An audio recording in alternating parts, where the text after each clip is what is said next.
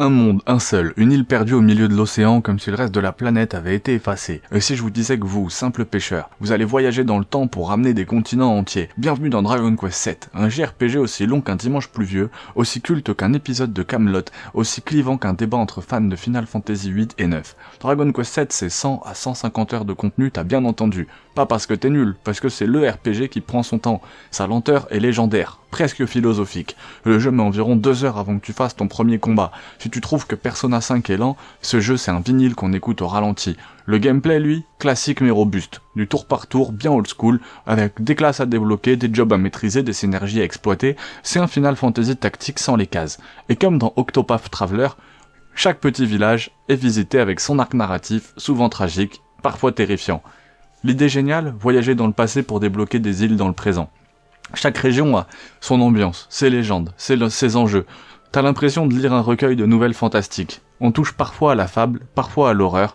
Il y a des arcs avec des statues humaines qui rappellent carrément Majora's Mask dans l'ambiance. Et quand tout s'assemble, on réalise que c'est pas juste une série de quêtes. C'est un puzzle géant. Chaque morceau du monde que tu réécris restaure ton présent. Le jeu est littéralement un patchwork de civilisations oubliées. Si t'as aimé Chrono Tiger, Radiant Historia ou Bravely Default, tu vas kiffer cette temporalité tordue.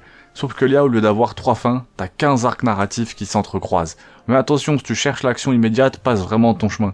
Ce jeu est lent, bavard, te demande une vraie patience. Plus proche d'un livre interactif que d'un RPG moderne.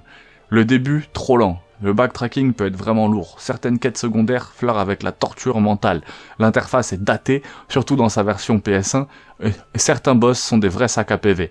Façon Shin Megami Tensei en mode hardcore. Est-ce que c'est mauvais pour autant ? Non, c'est exigeant mais c'est cohérent. C'est un jeu qui récompense la mémoire, l'attention, la réflexion. Dragon Quest VII, c'est un chef-d'œuvre caché. Un RPG qui te demande de t'investir comme dans une série HBO. Tu vas rire, rager, réfléchir, sûrement pleurer. C'est un voyage introspectif dans le passé d'un monde, et peut-être aussi dans le tien. C'est pas un jeu parfait, mais c'est un jeu unique, dense, sincère. Et c'est souvent tout ce qu'on demande.